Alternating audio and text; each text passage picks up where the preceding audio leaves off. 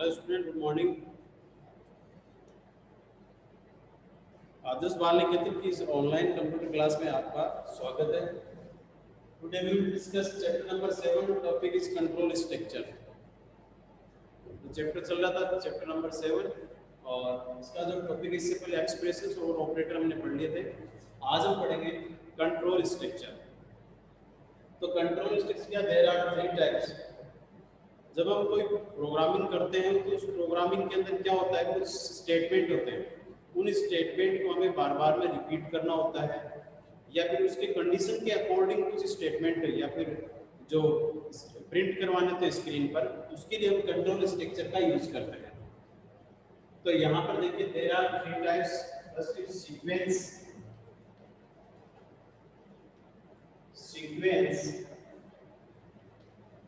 Control structure. Second है selection.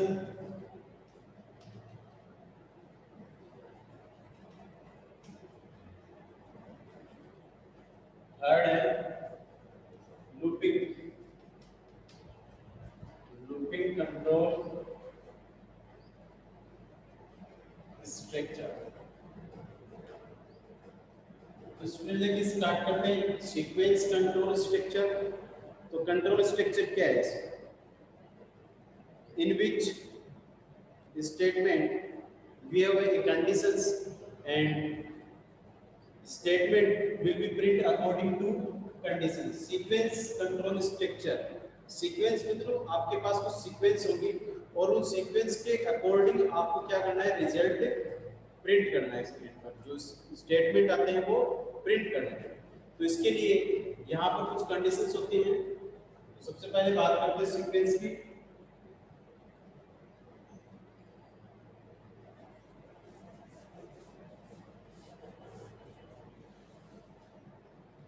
Sequence control structure. तो यहाँ कोई भी कंडीशन देता हूँ, जैसे कि मैं if A less than B. मैंने यहाँ पे कंडीशन ली है if A less than B. अब इस कंडीशन के अकॉर्डिंग आपके पास कई क्या हो सकते हैं, स्टेटमेंट हो सकते हैं। जैसे मैं एक बार एक ही स्टेटमेंट लेके यहाँ पर आपको समझाने की कोशिश करता हूँ। If A less than B, तो यहाँ सी आउट एक स्टेटमेंट लिखता हूं, cout A is less than B.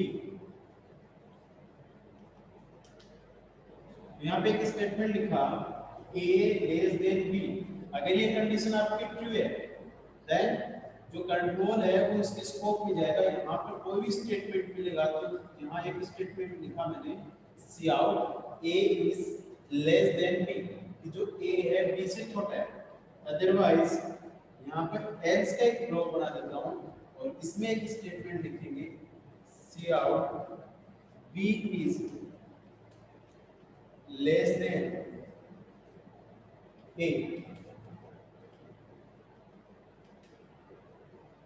अब देखिए स्टूडेंट, यहाँ पर मैंने इफ एक condition Lee.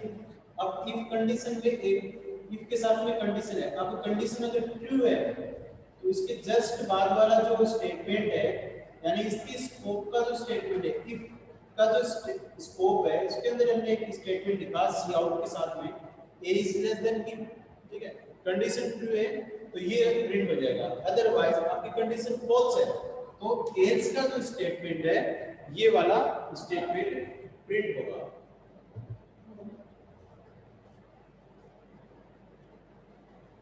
b is less than a।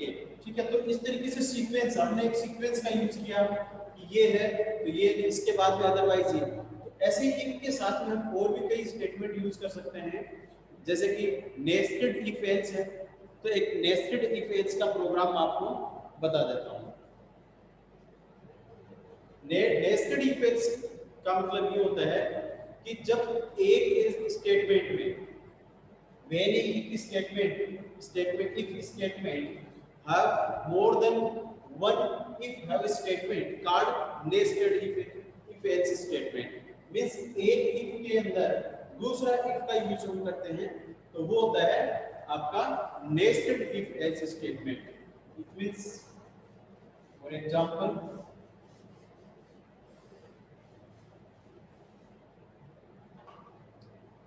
write a program how to check the greatest number given three number by user के द्वारा दिए गए 3 नंबर का कोई 3 नंबर में से कोई एक बड़ी वैल्यू आपको फाइंड आउट करनी है। ए की वैल्यू 5, बी की वैल्यू है 6 और सी की वैल्यू है 8। अब ये 3 वेरिएबल मैंने यहाँ पर ली, तो यहाँ पे पता चल रहा है कि सी के आपका 8 है और जो सबसे लार्जेस्ट वैल्यू है वो सी की है। बट कंप्यूटर कैसे चेक करेगा कि इसकी जो वैल्यू है, सी की वैल्यू जो है वो सबसे बड़ी वैल्यू है? तो इसके लिए हम चेक करते हैं, एक प्रोग्राम लिखते हैं। देखिए सबसे पहले यहाँ पर स्टार्ट करते हैं बोल्डमैन से, और यहाँ 3 वेरिएबल लेते हैं, इंटीजर ए, बी और C. Printf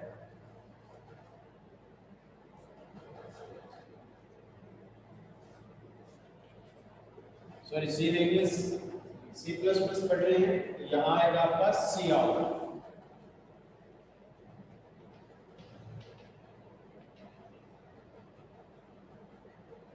enter value of A, B, A, B and C. तीनों की वैल्यू मैं एक ही साथ क्या करवा रहा हूँ, यहाँ पर इन कर रहा हूँ। कोई भी वैल्यू आप कर सकते हैं, ये जरूरी है कि 5, 6, 7 ही हमें इनपुट करें, कोई भी वैल्यू यहाँ पे क्या कर सकते हैं, इन कर सकते हैं। तो सी इन ए, बी और सी, 3 जो वेरिएबल लिए थे तीनों की वैल्यू मैंने यहाँ पर क्या करवा दी, इनपुट करवा दी। अब क्या करेंगे, सबसे पहले ए और बी को चेक करते हैं। सबसे पहले ए और बी को चेक करते हैं। तो if A greater than B, की सबसे बड़ी वैल्यू फाइंड आउट कर रहे हैं, तो सबसे बड़ी वैल्यू फाइंड आउट करने के लिए यहाँ क्या लिखेंगे, ग्रेटर देन का यूज करेंगे। तो सबसे पहले कंपेयर करते हैं ए और बी को, तो ए ग्रेटर देन बी। तो यहाँ पर आपके पास 2 कंडीशंस होती है, ये तो कंडीशन ट्रू होती है या फिर फॉल्स होगी। अगर कंडीशन ट्रू होती है तो हम क्या करेंगे, देखिए कंडीशन ट्रू है, इट मींस यहाँ पे कंडीशन ट्रू है तो ए क्या है, बी से बड़ी वैल्यू है। फिर ए को सी के साथ में चेक कराएंगे, तो यहाँ लिखते हैं इफ ए ग्रेटर देन सी। अगर ये कंडीशन ट्रू है तो इसके स्कोप में है ए ग्रेटर देन सी, यानी इसको इसके साथ में कंपेयर करवाएंगे सी के साथ में। अब यहाँ भी अगर कंडीशन आपकी ट्रू है तो it means A is A largest value, A is A greatest value, तो cout A is largest value.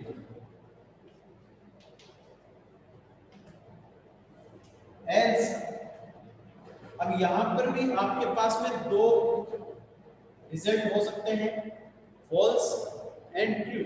अगर ये कंडीशन आपकी ट्रू है देन ए इज क्या है, लार्जेस्ट वैल्यू। अगर कंडीशन आपकी फॉल्स हो सकती है तो देखो बी तो सबसे छोटा था, अब बी को ए के साथ में सॉरी सी को ए के साथ में हमने कंपेयर करवाया, तो इट मींस सी भी तो आपकी क्या हो सकता है, बड़ी वैल्यू हो सकती है। तो सी क्या हो जाएगा यहाँ पर, तो फिर हम लिखेंगे यहाँ पे सी out C is largest value from A and B। यानी कि हर कंडीशन में आपके पास में क्या निकलते हैं, 2 कंडीशंस निकलेंगे, ट्रू या फॉल्स। अब देखिए अगर कंडीशन आपकी यहाँ पर क्या है, ट्रू है, तो हम क्या करेंगे, इस बच्चे सी के साथ में हमने कंपेयर किया। अगर सबसे पहले स्टार्टिंग में ही कंडीशन आपकी क्या हो जाती है, फॉल्स हो जाती है, तो बड़ा कौन होता है, बी। तो हम यहाँ पे लिखेंगे एल्स। एल्स इसके स्कोप में इफ, तो यहाँ पे सबसे बड़ी वैल्यू कौन होगी, फिर अगर कंडीशन फॉल्स होती है तो बी। तो बी को किससे चेक करवाएंगे, सी से, बी ग्रेटर देन सी। अगर कंडीशन आपकी ट्रू है या फिर फॉल्स है तो हो सकते हैं। अगर ट्रू है तो बी आपकी क्या है, सबसे बड़ी वैल्यू है, तो लिखेंगे बी इज लार्जेस्ट वैल्यू।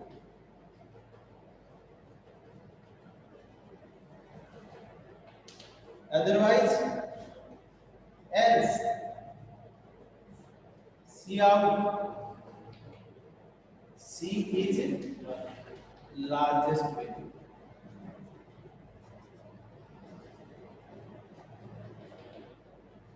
और ये आपका प्रोग्राम यहाँ पर क्लोज हो जाता है। तो इस तरीके से हम फाइंड आउट कर लेते हैं कि कौन सी वैल्यू बड़ी है और कौन सी वैल्यू छोटी है। There are 3 numbers, not a 2 number.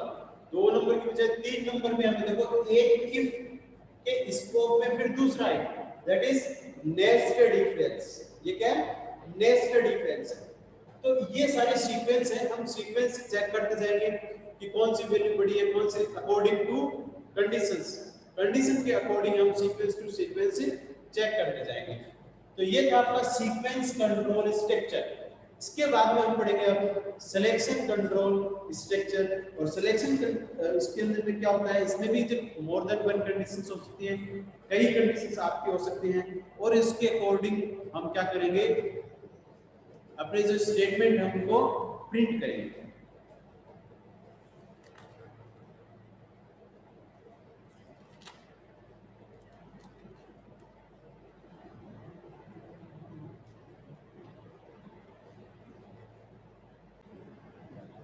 तो सिलेक्शन कंट्रोल स्ट्रक्चर के अंदर क्या होता है, देखो यहाँ पर आपके पास मोर देन वन ऑप्शंस होते हैं, कई ऑप्शंस में से आपको एक ऑप्शन लेना है, यानी कि एक सेलेक्ट करना है। तो इसके लिए हम क्या करेंगे, प्रोग्राम के थ्रू इसको समझते हैं। देखिए कोई भी प्रोग्राम में यहाँ पे बना लेता हूँ, स्विच कंट्रोल स्ट्रक्चर भी बोलते हैं उसको। इसके अंदर स्विच, कैश और डिफॉल्ट, आपको ये कीवर्ड्स यूज में लेने होते हैं। तो इसके लिए सबसे पहले मैं एक वेरिएबल लेता हूँ, इंटीजर कलर। कलर नेम से मैंने एक वेरिएबल लिया। अब इस कलर की वैल्यू मेरे को इनपुट करनी है, कोई भी वैल्यू इनपुट करेंगे। जैसे मैं यहाँ पे लिखूंगा सी आउट, एंटर एनी नंबर, कोई भी एक नंबर हमें इनपुट करना है। नंबर को क्या करना है, इनपुट करना है।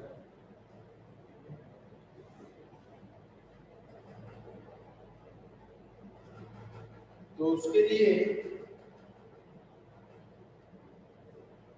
जो नंबर इनपुट करेंगे,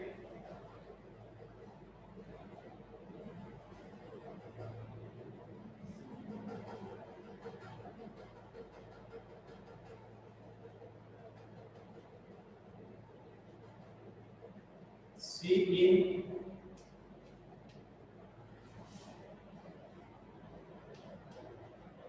कलर नंबर, यहाँ पे कलर लिख देंगे। फिर स्विच, स्विच जो कीवर्ड है इसका यूज करना है, और स्विच के अंदर जो कलर है उसको आपको इनपुट करना है। अब इसके स्टेटमेंट में अब हमें कलर, मैनी टाइप्स कलर्स, ठीक है, अब वो टाइप्स है उनके अलग अलग हमें केस बनाने हैं। तो सबसे पहले हम लिखेंगे केस 1, और यहाँ हमें लगाना है कॉलन, और इसमें इसके आगे लिखेंगे सी आउट रेड, यानी कि केस नंबर 1, एक नंबर केस में हमने दिया रेड, और यहां लिखेंगे ब्रेक। फिर केस नंबर 2, सी आउट येलो, ब्रेक। फिर केस नंबर 3,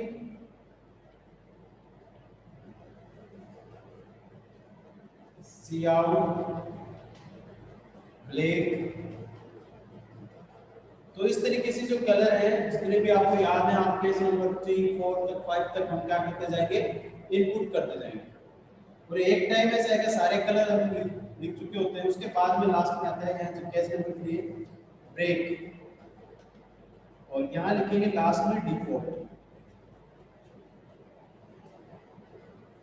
और डिफॉल्ट है उसमें हम स्टेटमेंट लिख देते हैं कलर नंबर इनपुट, जो आपने जो कलर नंबर दिया है वो गलत है, और यहाँ लिख देंगे 8 और 1।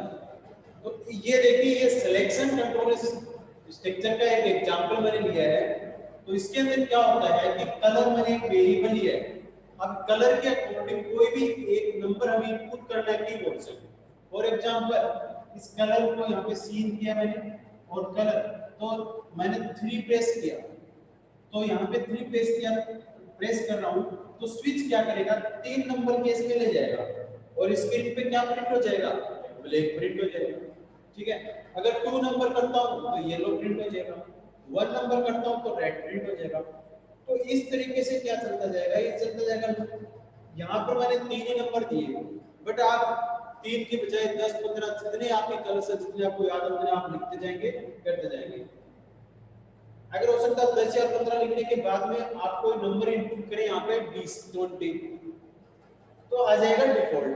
अगर तो कोई भी नंबर नहीं मिलेगा, कोई भी केस नहीं मिलेगा, तो डिफॉल्ट पे आ जाएगा, और यहाँ पे टाइप हो जाएगा आपकी स्क्रीन पर रॉन्ग कलर नंबर इनपुट। आपने जो इनपुट किया है वो गलत नंबर इनपुट किए हैं, उसके अकॉर्डिंग यहाँ पर कोई भी कलर आपको अवेलेबल नहीं होगा। तो ये था स्टूडेंट आपका सिलेक्शन कंट्रोल स्ट्रक्चर। अब इसके बाद में पढ़ेंगे हम looping control structure.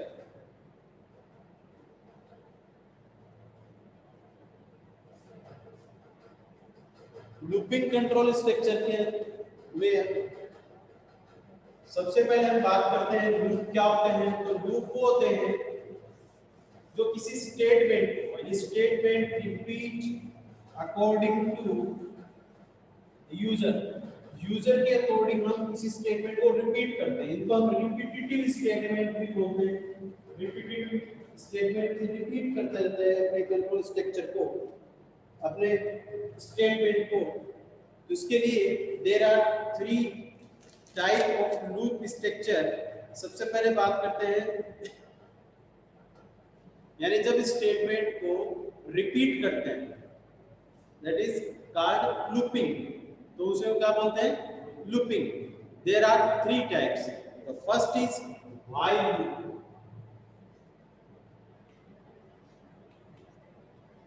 Looping control structure, इसमें पहला है व्हाइल लूप, दूसरा है डू व्हाइल, तीसरा है फॉर लूप।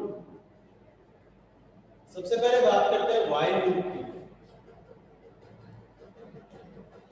तो व्हाइल लूप क्या है, व्हेन कंडीशन, ये कब एग्जीक्यूट होता है, while loop execute when it's condition is true. इसकी जो कंडीशन है वो ट्रू होगी, तब ये क्या होगा, ये एग्जीक्यूट होगा। If condition is false while loop is not executed. ये कभी भी एग्जीक्यूट नहीं होगा अगर इसकी कंडीशन आपकी फॉल्स है तो। व्हाइल लूप को हम एंट्री कंट्रोल लूप भी कहते हैं, also called is entry control loop.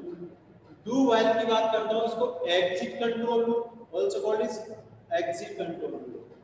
और डू व्हाइल लूप क्या है, कंडीशन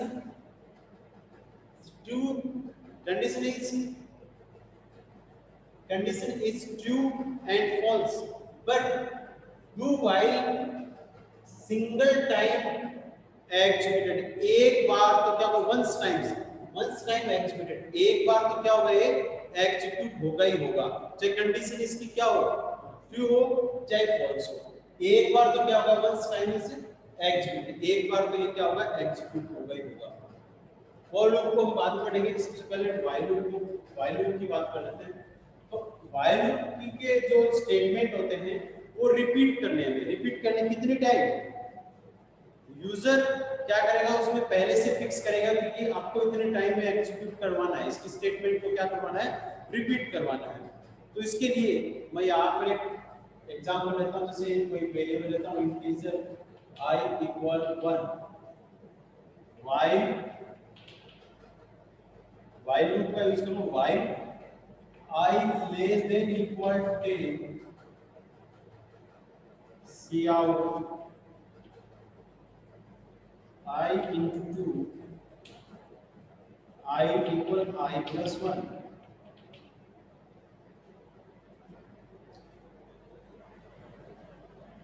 अब देखिए सबसे पहले I की वैल्यू क्या ली यहाँ पर 1, तो 1 लेस देन इक्वल 10, यानी कम condition is true, I less than I किससे कम है 10 से कम है, तो कंडीशन इज ट्रू, और कंडीशन ट्रू है तो क्या करेंगे सी आउट करेंगे, इसके बाद की जो वैल्यू हुई इसको एक्सक्लूड करेंगे, इसको हम लिख देते हैं या इसके अंदर एक स्कोप के अंदर लिख देते हैं, क्योंकि more than one condition, more than one statement अगर आपको रिपीट करवाने हैं तो हमें एक स्कोप का यूज करना पड़ेगा। अगर एक ही स्कोप एक स्टेटमेंट होता तो इसकी जरूरत नहीं होती। तो I less than equal to condition is true, condition true है तो आई को हमने 2 से क्या किया मल्टीप्लाई किया, तो आई क्या है आपका 1 को 2 से किया तो क्या आ जाएगा 2, प्रिंट कर रहे हैं अपन इसको और इसको प्रिंट कर रहे हैं तो यहाँ पर आ जाएगा 2, और फिर i इक्वल i प्लस 1, तो i इक्वल i प्लस 1 यानी कि i की वैल्यू 1 थी, अब क्या हो जाएगी 2 हो जाएगी, फिर वापस इस पे जाएंगे 2 less than equal 10, condition again true, और कंडीशन ट्रू है तो फिर 2 को 2 से करेंगे तो 4, तो यानी कि ये जो एक टेबल है 2 की टेबल है ये आपकी बनती जाएगी कहाँ कब तक इक्वल टू 10, और इक्वल टू 10 होगा तो लास्ट की जो वैल्यू आएगी आपकी 20 हो जाएगी। यानी ये कब तक यहाँ पे हमें पता लग रहा है कि ये जो आपका while लूप है ये according to user given number, यानी कि 10 नंबर दिए यूजर ने उसके अकॉर्डिंग ये रिपीटेशन आपका चलता है, ठीक है। अब बात करते हैं डू while।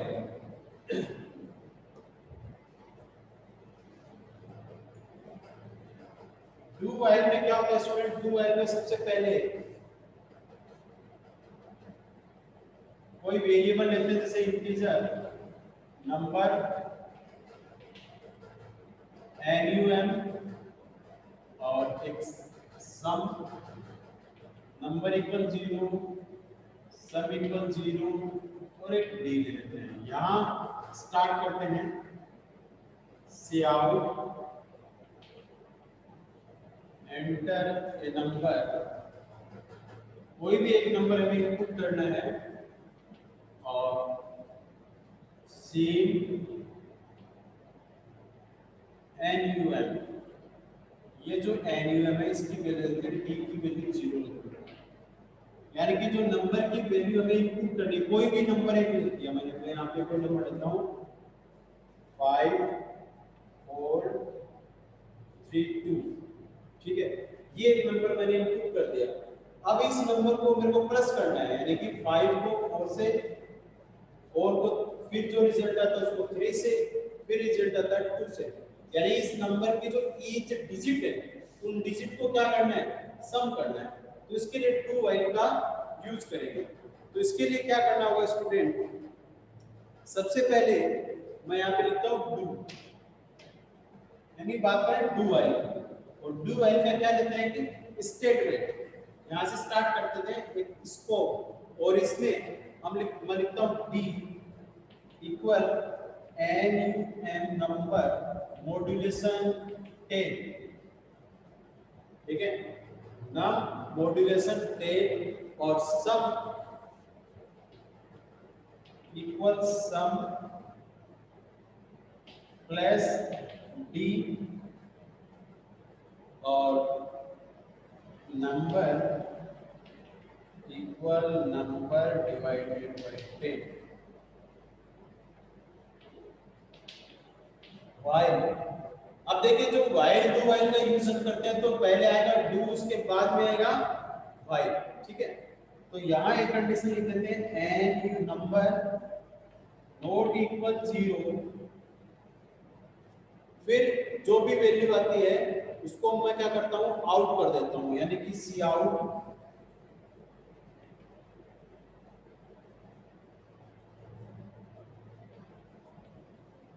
सम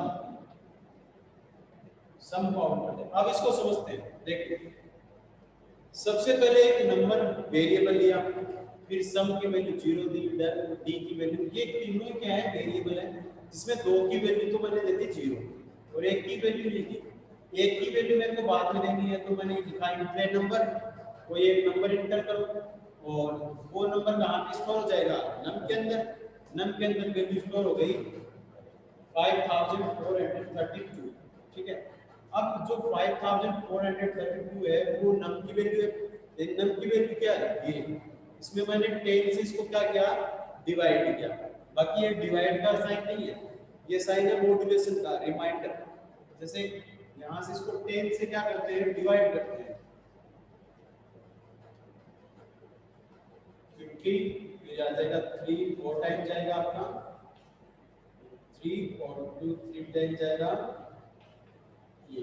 अब जो लास्ट में क्या बचा है यहाँ पे 2, तो आपको रिमाइंडर लेना है। तो ये जो साइन है ये किसको काउंट करता है, रिमाइंडर, इसको कैलकुलेट करता है रिमाइंडर। अब रिमाइंडर क्या आपका 2, अब 2 डी की वैल्यू क्या हो गई 2, ठीक है। अब देखो डी क्या आपका 2, सब क्या है 0, तो 0 और 2 क्या हो गया आपका 2 और सब क्या हो गया 2। तो मैं एक बार यहाँ पे लिख देता हूँ 2। फिर नंबर क्या था आपका 5432, इसको मैंने अब की बार किया डिवाइड, तो डिवाइड किया तो ये आ जाएगा, ठीक है। अब नंबर की वैल्यू क्या हो गई 543, ठीक है 543। अब देखो अब डू वाले मैंने क्या बताया था, ये एग्जिट कंट्रोल लूप है, इसमें कंडीशन चेक नहीं करता है, डायरेक्ट ही डू के स्कोप में आ गया, कंडीशन करेगा बाद में, अब चेक करेगा। तो नम क्या निकाला आपने, नम की वैल्यू 543 नॉट इक्वल 0, तो सही बात है ये कंडीशन ट्रू हुई ना, अभी 0 की इक्वल नहीं, तो हम क्या करेंगे वापस चलेंगे। अब यहाँ पर जो वैल्यू आती है नम की वो आती है 543 और इसको हम करेंगे 10 से डिवाइड, और 10 से डिवाइड करेंगे तो मॉड्यूलेशन, तो मॉड्यूलेशन क्या जाएगा आपके बार 3, लास्ट आता जाएगा 2 आया फिर 3 आया, इस तरीके से आ जाएगा, लास्ट में क्या बच रहा है फिर 2 और 543 में 10 से भाग देंगे तो 3 ही बचेगा, तो ये आ जाएगा 3, तो डी की वैल्यू 3, ये भी डी है तो 3।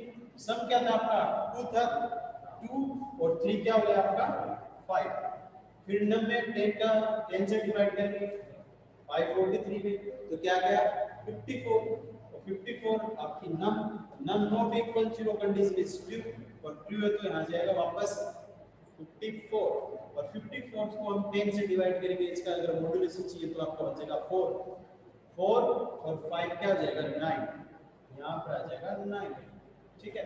अब 54 को 10 से डिवाइड करेंगे तो क्या आएगा आपका 5, तो 5 नम इज 5, तो num not equal 0 condition true, और कंडीशन 0 तो यहाँ अब ये कि 5 को 10 से डिवाइड करना है, अब 5 को 10 से डिवाइड तो होगा नहीं, तो 5 का 5 रह जाएगा, तो डी की वैल्यू 5 और सम क्या आपका 9, और 9 और 5 14, तो यहाँ पे आ जाएगा 14, ठीक है। अब ये भी 5 है, ये भी डिवाइड नहीं होगा तो क्या आएगा रिजल्ट 0, तो नम क्या हो जाएगा आपका 0, तो num not equal 0 condition is false, क्योंकि इधर भी 0 है इधर भी 0 है, तो नॉट इक्वल 0 हो गया, तो कंडीशन फॉल्स, फॉल्स होते ही हम इसको रिपीट नहीं करेंगे, फिर रिपीटेटिव स्टेटमेंट आप नहीं करना है, तो यहाँ आ जाएंगे सम, और सम क्या आपका 14, सम क्या है 14, तो 14 प्रिंट हो जाएगा, तो इनकी जो डिजिट है वो क्या हो जाएंगे आपस में प्लस हो जाएंगे 1 बाय 1 करके। तो ये था डू व्हाइल का प्रोग्राम।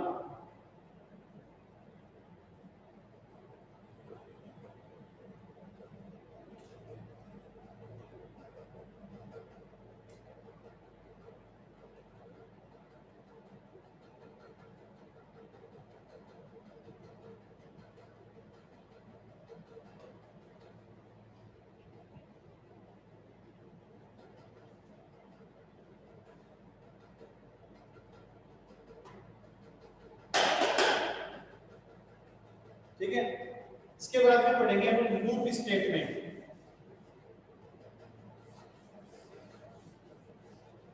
फॉर लूप क्या होता है, किस तरीके से इसका यूज किया जाता है।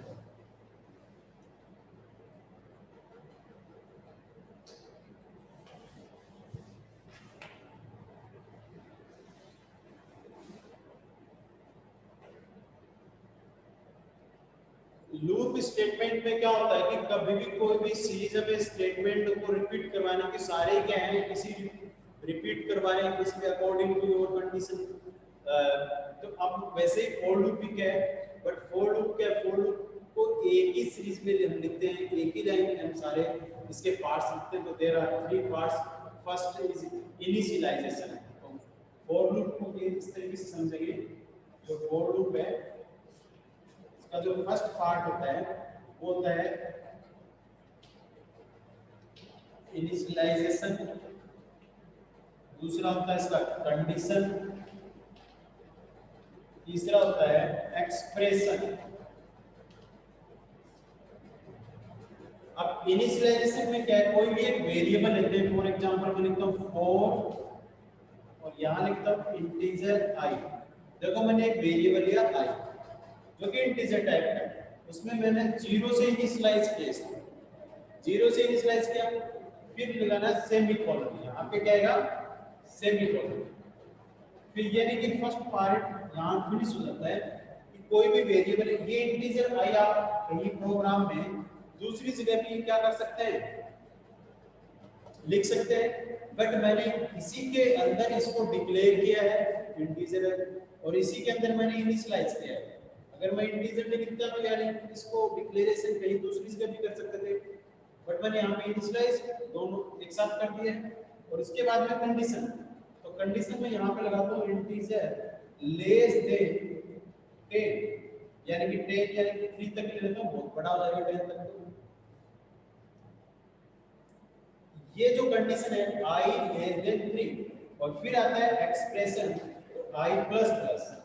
अब देखो एक्सप्रेशन में एक चीज समझने की बात है कि यहाँ पर ये दो तरीके से हो सकता है।